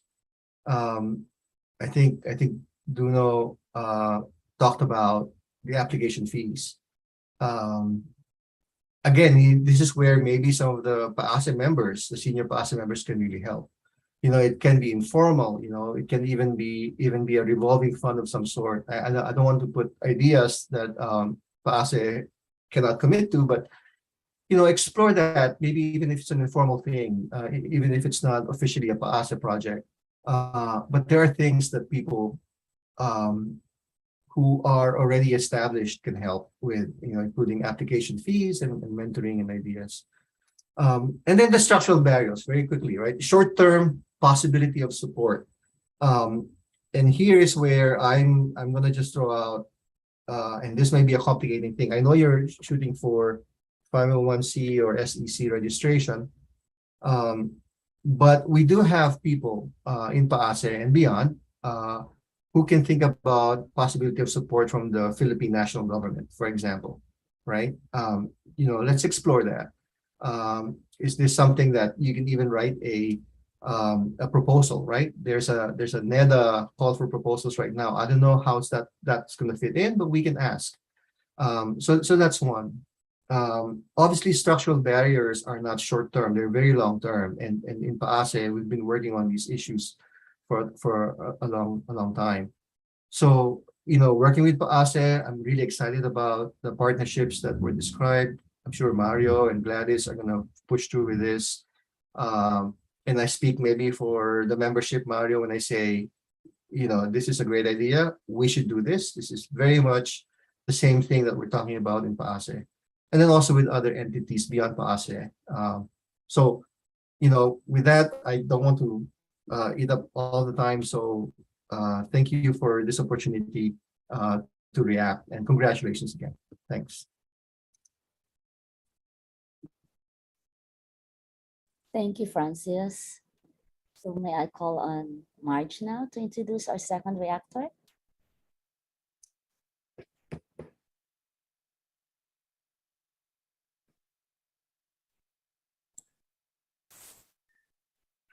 Thank you very much, Francis, for all those great insights and for synthesizing all the ideas that were put together by our three presenters. Those are really good. And all the suggestions, I think those are a lot of the projects that PAASE has been working for. So I want to introduce our second reactor, Dr. Maria Carmen Ablan Lagman. She's the full professor and head of the Practical Genomics Laboratory at De La Salle University, Biology Department, and Center for Environmental and Natural Science Research. I think she needs no introduction in PAASE. She's a very active member and well-renowned scientist in the Philippines. She's a seasoned researcher with 25 years of experience in multidisciplinary, multi-site, multi-country research for development initiatives, providing expertise in population, genetics, and molecular ecology to fisheries and aquaculture in Southeast Asia and the Philippines. With all of that background, she's really very well positioned to have to give good insights into the GradMAP program. So without further ado, I would like to introduce Dr. Ablan Lagman. Hello, good morning, everyone. Thank you, Marge, for that. And maybe I just put up a slide as well. So like Francis, you're not looking at me. I do the same thing. It makes me people are looking at my face. Just look at my face, right? But anyway, just to share a few points. I, like Francis, I too am very happy for the GradMAP initiative. And that just brings a lot to mind as me growing up as an initial scientist in the Philippines, trying to figure out my way in the world. Now, I want to focus on the three ideas that GradMAP has put up as their methods. And Francis has basically already said everything else I wanted to say about how well this program is positioned to actually help the Filipino scientists and those of us abroad who really wants to make contributions in the Philippines as well. So first, we've already have this increased awareness of advanced education careers. It has been regularly said that we have 100 per million, sorry, not 109 million. We have 100 Filipino scientists per million, and we need more. Just a few things in the Philippine system which I want you to see.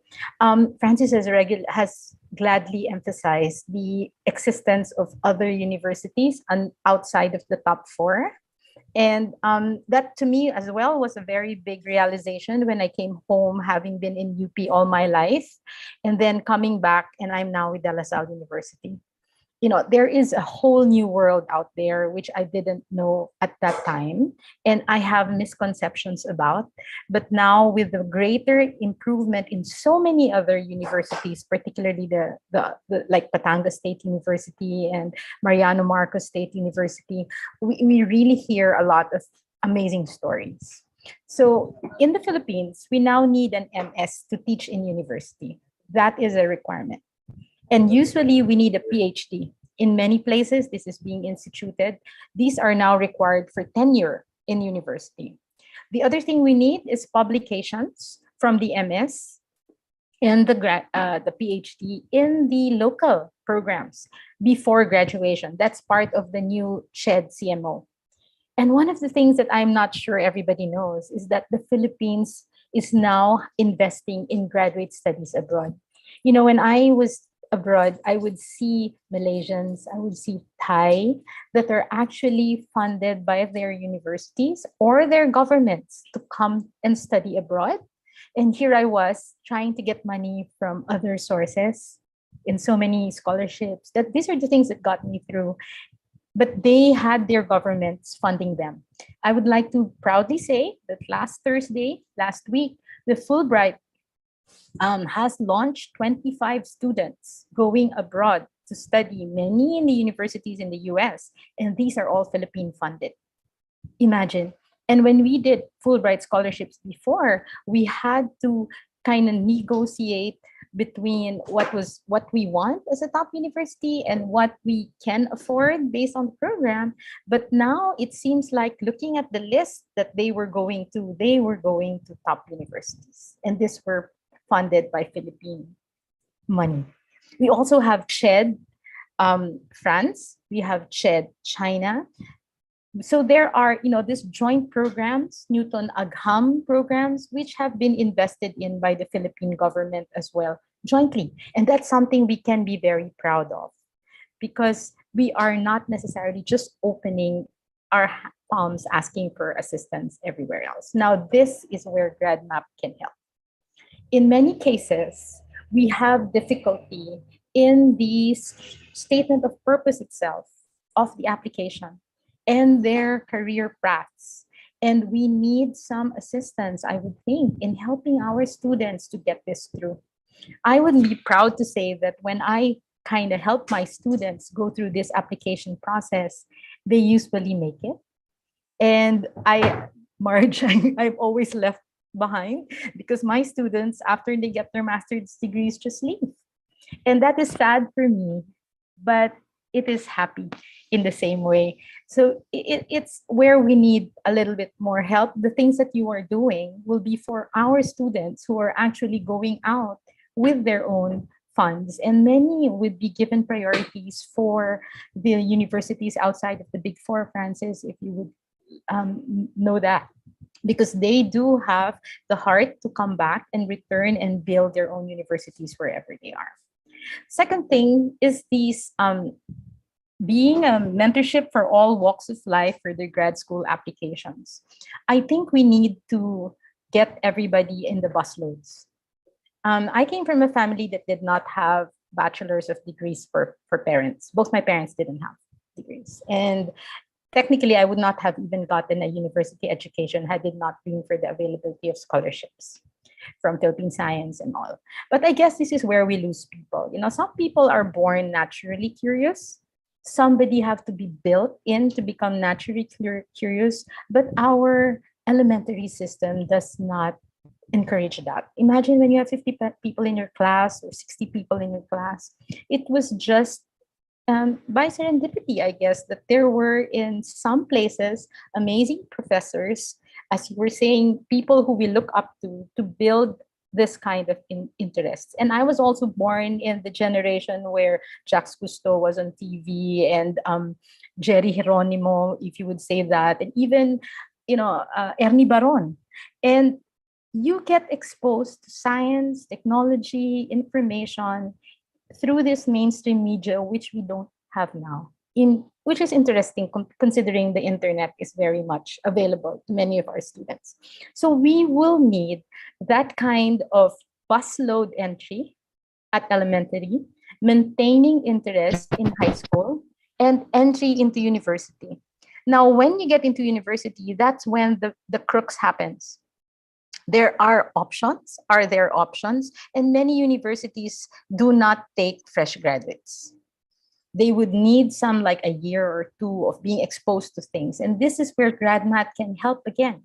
You can fast track that exposure, you can fast track that expectation through, as you see, volunteering and labs and all of those sort of stuff. And finally, I would really love the way you talked about impact focus for the Filipino scientists. Many people think that we have to get people back, and that is going to be ideal. But we also realize that the positions are very few in academia. Sometimes we have quotas, and it will depend on how many the enrollment is in a program to be able to get tenured faculty. I myself only got a tenured position all my life as a scientist when I hit 40. And I had to grow and live with that. I did that and I enjoyed that and I love doing that. But I realized that for my students now, I can only offer them RA-ship positions. I can only offer them, the mentoring I give, the chance that they can actually do and compete for other places abroad. But having said that, this new pandemic has actually created for us new options. Like I can have my students in undergrad doing practicum with tawi-tawi on seaweed because we're going online and we're developing, methods to be able to identify variations with genetic markers and all of that. But they are in tawi-tawi. I can also now have, some sort of joint research programs with somebody else in another side of the world, or even have faculty in my graduate school teaching remotely from another country. These new opportunities actually bring us the option to make impact as a Filipino scientist wherever we are. But lastly, I really appeal to be able to develop industries wherein graduates of STEM can basically come up with their new employment opportunities, startups, creating employment for those with advanced degrees. Because even within the DOST program, after they finish their master's, I am not even sure if they have gone into science careers. I am graduate coordinator at my university at the biology department, and I try to track. And if what I see is an indication of the general, I don't know what the stats are. We are driven by external pressures to get degrees, to publish, to come up with something. A lot of it is external. I hope with GradMAP we can also build that internal focus because of the desire to really make an impact. We sometimes are also, driven to just meet academic requirements and pursuits, teaching and all of that stuff. And the research will just have to fall back. And even the people that I have built, for example, will not be in the same field that I am doing and research. So instead of actually multiplying to get a deeper impact, what we're doing is providing manpower for the wider system. So, there are new ways of doing stuff. I am glad that you're there. We need help in many of these resources, and hopefully we would see more collaborations with PAASE. Thank you so much, Mario, and everybody in this team to be able to do that and maybe brainstorm on how we can actually harness this manpower mine that we actually have and the people that we now have in this GradMAP for national development and the better investment of our actual resources and taxes. Thank you so much. Thank you so much, Menchi. That was really very important for everybody to hear. Yep. So Mario, do we open it up for questions for everybody? Oh, yes. Well, but before that, I'd like to thank also Francis and Menchi for such wonderful, additional perspectives for GradMAP to consider and for providing additional tools, sharper tools, for them to be able to dig deeper, and even broaden, the concerns of GradMAP, including, for example, potential contribution to professorships, in regional SUCs, and HEIs. So, but before I call on our speakers to give brief reactions to Professor Francis and Menchi's reactions, let me just announce here that we have initially agreed, between PAASE and GradMAP to push through with joint, programs or projects, including the three items that Paul discussed earlier. And the board of directors of PAASE has already approved, pushing through with this initiative. So we haven't announced it yet to the membership because we're waiting for this occasion, to solidify, this partnership. and we will be sharing, more information as we go along. So again, thank you, Menchi and Francis. And now let me call on Anthony, Duno, and Paul to give their brief reactions to your reactions. Yeah, siguro, maybe I could start. Can you see? Yes, please. All right. I actually really. I hope we could get a copy of their presentations din po, kasi those are very useful inputs. And those are also things, especially yung expanding our reach, partnering with other institutions to actually have a more impact. What really struck me during the reaction is really the opportunities also for after we have pursued graduate studies overseas, the opportunities back in the Philippines. Because for example, in my case, I'm doing public health, it is relatively easier because it's not really dependent on a lot of infrastructure, equipment. But I couldn't say the same thing for the other fields that are actually very intensive with infrastructure investment.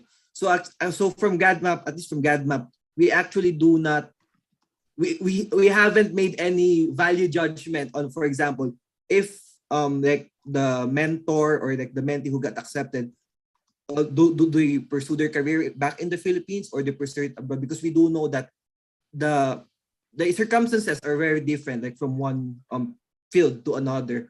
But those insights are very helpful, and also pleased to know about the available resources that the Philippine government is now starting to invest in the Philippines on this STEM and related fields. Because as I was saying a while ago, when you ask a child, what would you want to be in the future? They wouldn't really say, I want to be a scientist, I want to be an expert on this. They would say, I want to be, I have nothing against about lawyers or doctors, but they would usually say the common answer would be doctor, lawyer, accountant, engineers, but never really specializing. So I guess this would be providing a very great opportunity.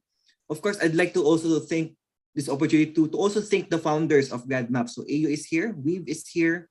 I think Carlo is not here and Luis, but with their what they started was really very helpful in building this community. Thank you, Paul.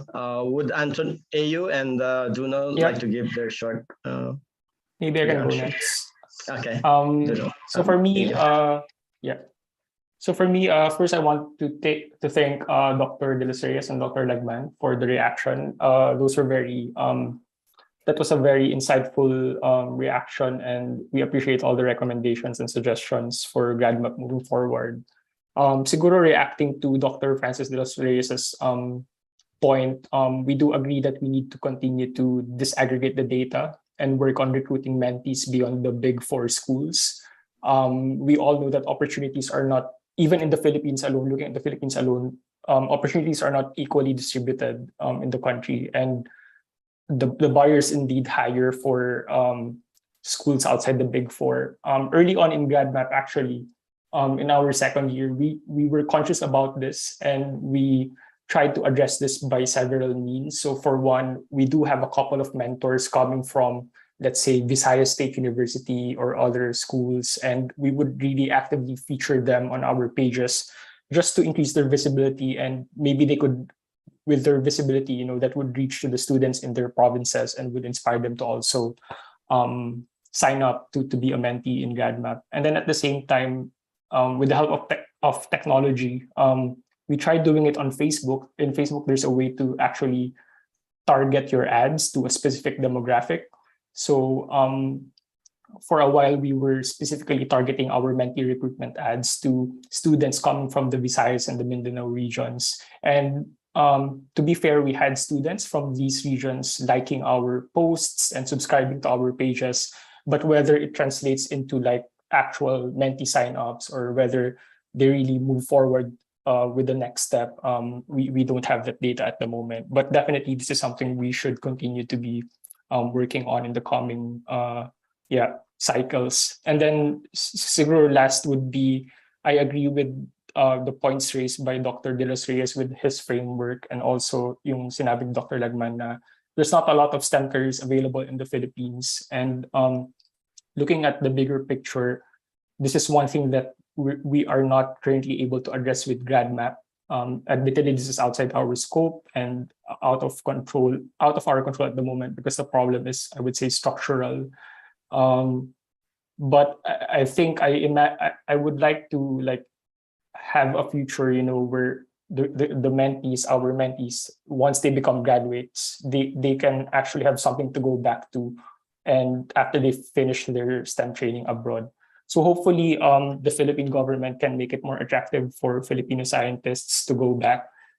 I don't know, by creating more positions maybe, or creating a more conducive environment for scientists, not just in terms of funding, but also like working environment, reducing bureaucracy, fixing procurement processes. Because I worked in UP as an RA before, and it's really a headache to deal with all the government processes there. So yun, sana lang better options for our scientists, because they deserve it also. Thank you. We understand your concerns very well, AU, and of course, these are also on our radar. But as you said, structural problems, they're quite, challenging, to affect change on those areas. Now, would Duno like to give a reaction? Sorry, not much of a reaction, but just I'm just here to really validate what GradMAP is doing, and also it's also nice to know that there are really efforts to establish certain STEM visibility in the Philippines that I did not know before. So this is also an eye-opening experience for me, and Dr. Lagman said it really well, that in elementary you're not really exposed to that kind of science, especially in the basic education program, which I also talked about, because I was really exposed to these kinds of experiments. Experiments was usually basically just making bubbles and all that, so it wasn't really a concrete career. So with that, it's just really, I'm here just to thank people for doing this, and also for GradMAP, and also congratulations, and especially with and looking forward also to the collaborations that you have instituted today. It's especially helpful for people like me who have a lot of trouble believing in themselves, and also to going into the STEM career, because STEM is a sort of ivory tower for me before I really knew what it was about. So today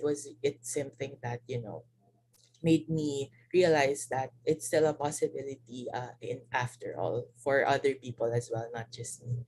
So thank you for the platform, and also thank you for having me today. Thank you, Duno. Gladys and March, we're going to open the discussions now Yes. to the audience. Yes. Yeah. Yes, there was a question here, but on how we could reach PAASE and GradMAP. So we already, Maria and I gave our email addresses. So how do we contact GradMAP? Paul or Anthony? Yes, I'll write the email. I'll write the email in the chat box. Opening ko lang po. Okay. Right. So I just want to, I remember what Francis mentioned, that just getting into a PhD program is just the start, really. And then, and also PhD is not enough.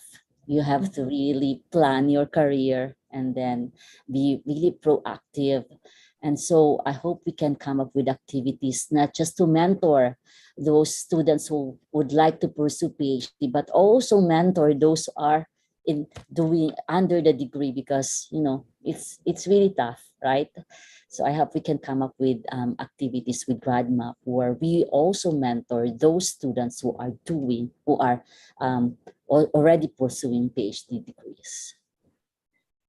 The way that it seems to be shaping up is that the GradMAP is like phase one, getting in, and then now that you're in, there's staying there and adjusting and learning your science. And then once you're done, it's the post-career, because then you have the postdoc and then your career. So it's a long-term planning that goes into it. And there's a lot of mentoring that is needed all through the whole process.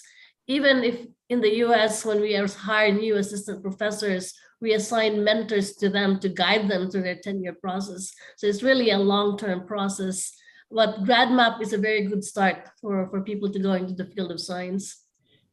Yeah, it's the first step, but it's a very good step. And just to add to the discussion, actually that point was also during our advisory meeting. I'm not sure if you're familiar with Greg Foliente.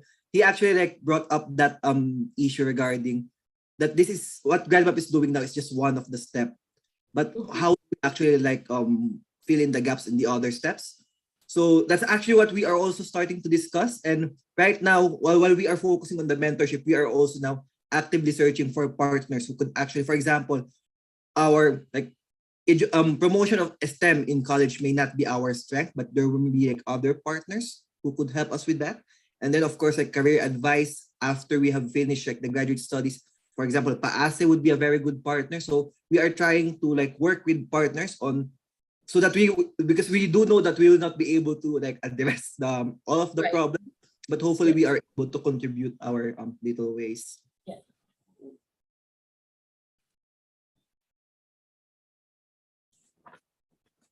Maybe I would just like to add a little bit more on how you can actually help here in the Philippines.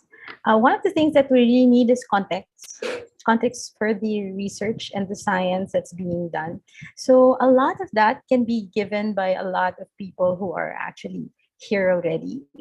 Like you, I do not have to judge between they come back or not. The more important thing is that people are able to contribute to what is going on here and to help. And there are so many ways of doing that. Now, the context is something that can be mentored. Really big mentoring, I guess, because it can take 20 years of being in the Philippines, diving and jumping into the water to understand that the book does not match the situation. And you can do that in some sort of discussion group without having your students trying to be able to find that out for themselves. So yeah, that was one of the things that I think is very important.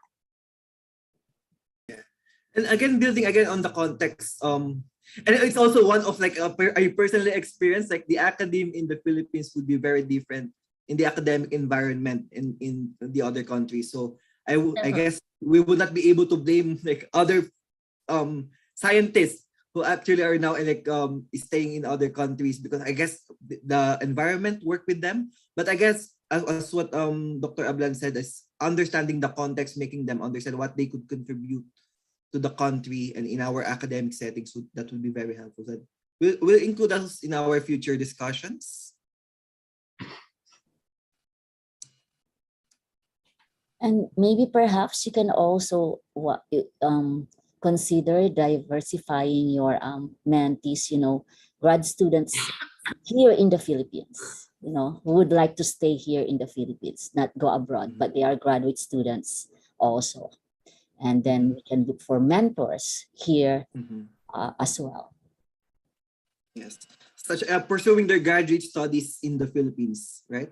You may also include those like post-PhD individuals who are or even pre-PhD. Those are on sandwich programs who may be having their training outside of the Philippines, but the intention is to really serve, in the Philippines in the SUCs or AGIs. So that's another subset, of mentees that we can actually train our eyes on. Thank you. Yes, and those advice are very helpful. So we actually, Dr. Gisela. Yes, can we hear from Ma'am Giselle? Hello, everyone. It's so gratifying and so inspiring to hear your discussions. So we have new leaders leading our lifelong initiative to increase the number of S&T experts in the country. My first question is, what's the basis for the DOST saying there are now 700 researchers per million population, and are they PhDs or are they masters? And well, do you agree that the PhD degree is probably the benchmark for capability to do independent research? Second, this is a suggestion, since you're right about focusing on regional development, not just, well, concentrating it in NCR. So may I suggest that we identify the top SUCs in every region of the country. This is something that I have been saying for the longest time. And maybe take a look at what are the priorities in each region, because the needs, the demands, and the required expertise for each region would be different. But we know the broad strokes. They would have to address climate challenges.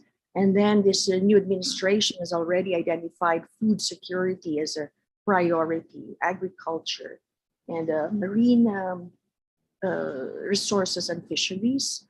Also, of course, public health, and then energy. So one of our past presidents, Governor Vincula, is always emphasizing the need to look into our energy resources, development of our energy resources. So I think it's great that we have young leaders now, and I would like to suggest that the GradMAP group come up with a white paper or position paper and share with us, the DOST, the NAST, the NRCP, which are the major science organizations in the country, your ideas of how to develop the S&T human capital. Thank you. So just to answer one of Dr. Concepcion's question, the statistic from DOST came from a press release, which I will link to the chat. But in that release, they did not distinguish on like the demographic of the 708 researchers per million people. They just said they referred to it as the R&D personnel of the country.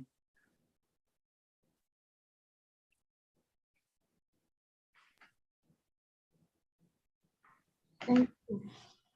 Thank you for that. I know that's not possible. We do not have 700 PhDs per million population in the country. We don't even have 350 or so, which is, I think, a UNESCO standard. Okay. I also wanted to emphasize the importance now of shorter term training.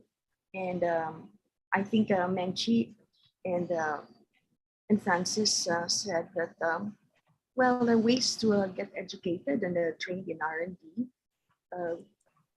in a more efficient or maybe economical, parsimonious way now. So the landscape of higher education and postgraduate education is really changing because of technology. So our challenge in PAASE always is, how do we teach our graduate students and young researchers hands-on component of research, not just the concepts and the principles. Those can be relayed through virtual courses or lectures, but then how do you do hands-on in a wet lab, in instrumentation, or in field work? Maybe technology can also help us, but is there already a substitute for this? I think that's a major concern. So I'm thinking that perhaps we can come up with arrangements where the concepts and principles can be taught virtually, but then there could be short-term training that will be supported by the Philippine government. Certainly in UP, it is possible because we already have this program that's been established, okay, at the postdoc level. But now at the master's and the PhD levels, could this be done under a sandwich program? Yes, we also have it in UP. We have the Cooperate program in UP, which was established during my time, okay, as in Quezon Hall. Same thing with the postdoc short-term training program. So I wish that you would capitalize on all of these programs that exist already in UP. And I believe that De La Salle also has these programs. Okay, thank you.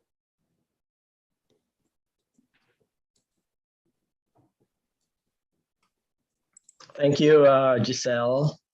I actually have a quick question about methodology. Paul mentioned, or it's on his slide, that you're doing a conventional one-on-one mentoring. I'm just wondering, did you consider other types of mentoring? And why did you zero in on the one-on-one, conventional as you describe it? Yes, thank you very much. Do you want to like provide more context on how we came about, how we decided to have like the one-on-one mentorship? Because yung na-mention ko po earlier, so we did the conventional one-on-one mentoring. At least in the first 2 rounds, may mga weaknesses siya. So may mga weaknesses siya, such as for example, some of the mentees are not really ready to apply. They are just exploring. So dun po namin in-introduce ngayon na kasi even the mentees assigned to be, they are not ready to apply. So the applying for a particular program have very different needs to those just exploring graduate school. So dun po papasok yung Explorers program. But context on how we end up with the one mentorship? I think initially we just wanted mentees to receive a very focused type of mentorship na yung full attention ng mentor is really on the mentee. Also at the same time, logistically, it was just easier to set up. Because like if we want to monitor, for example, yung mentorship progress, if 1:1 yung pairing, like it was just easier to track. But yeah, like Paul said, we think that we could supplement it more by, for example, making sure that the mentees are able to interact with a wider pool of mentors, not necessarily through one-on-one mentorship, but for example, through the webinars that we have been organizing. So I think with these 2 complementary approaches, yung lahat ng possible perspectives na pwedeng makuha ng isang mentee, nakukuha nila.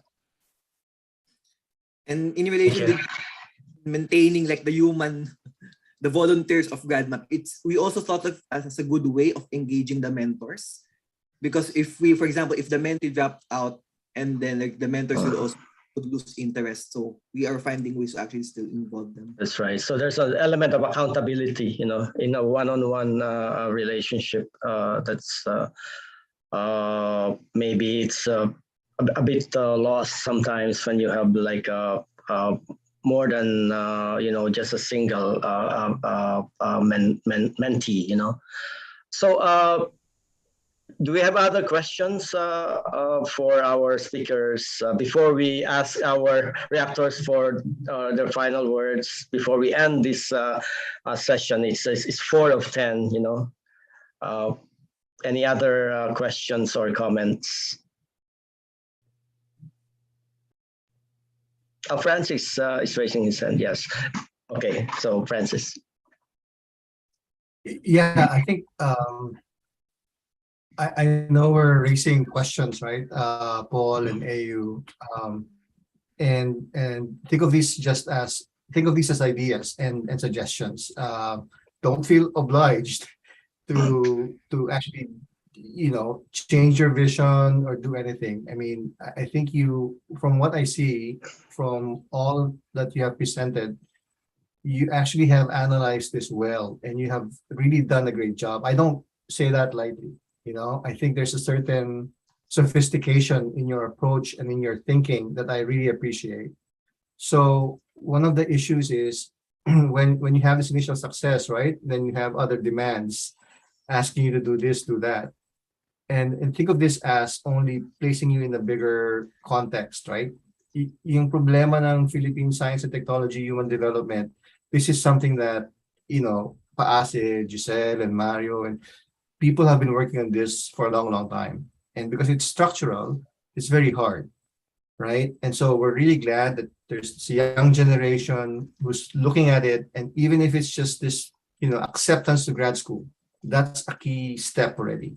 And if you want to focus on that, that's great. If you want to extend that, that's also great. But don't waver from your vision because baka ma-dilute. And in the end, you're trying to do everything. And then you can't really keep your focus. So I think this is where amplification happens, right? Basically, if you work with PAASE, if you work with other groups, I think Giselle offered NAST and NRCP, you know, these are the folks who can help you with some of these other things. But don't feel obliged to solve the problem by yourselves, right? There are other people working on this. So, you know, these are all suggestions. So don't think that, you know, we're saying do this, do that. If that makes sense, right? So that's the only thing I would say.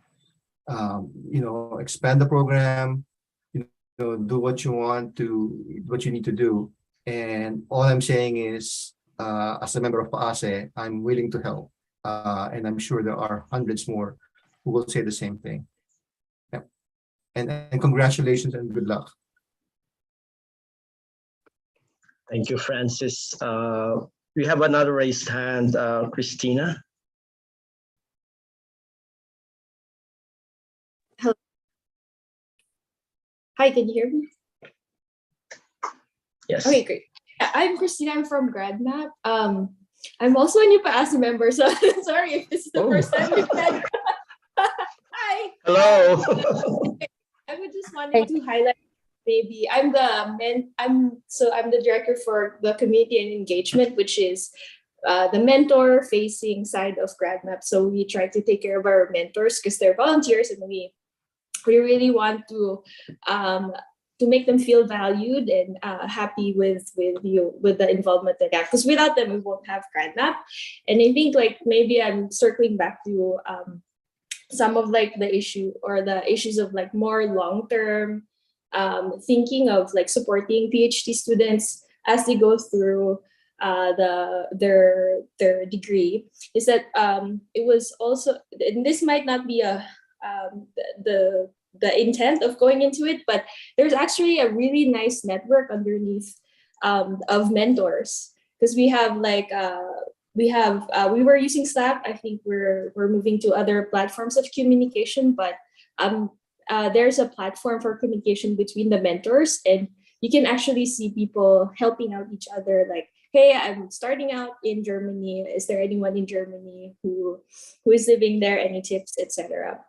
So in that way, with the networking of one other I guess like side effect of having this pool of mentors is that they actually support each other as well, not just with mentor to mentor, but also if I'm a mentor and have a mentee, and I don't really, he or she has an issue that I may not have expertise on. Actually, other mentors also chip in and help out. And I know I've reached out to other mentors if I needed help with a certain application to this school, because I know this person applied to that. So yeah, just wanted to add that as well, that the mentor network is also super, super valuable. Thank you very much, Christina. Giselle, do you have a you have your hand raised? Okay. So it's 10:01. I promise I'll ask Francis and then Menchi for a few words. So Menchi. Thank you so much for the. Thank you so much for the effort. You make me and remind me about a younger self once. And you know, we are here to actually help. I think we are also missing a layer of mentorship that needs to be put in for the next generation, those that are here in the Philippines. So thank you so much for making that effort, and all the best. Thank you, Menchi. I realize even the fresh professors, you know, new assistant professors need mentoring, you know, even the new associate professors need mentoring. So it's really a continuous process. So thank you very much, Menchi. Thank you, Francis. I'd like to request my co-moderators, Gladys and Marge, to end the program. I just want to say that to the GradMAP, what you're doing is really great. It's the beginning, it's the start of the process. You can just keep putting grad students in, keep putting them in, and then like I always tell my husband, it will all settle down. People will go where they want. They'll go back to the Philippines. They'll stay in America. They'll find their way, but get them into science. I think that's the first step. And you are doing a wonderful job. Keep up the good work. Thank you. And Gladys, we need the photo op, right? Okay, yes. Again, congratulations to Everybody put GradMAP. your face. So can we request the attendees, the participants, to open their videos for our photo op? Show your faces.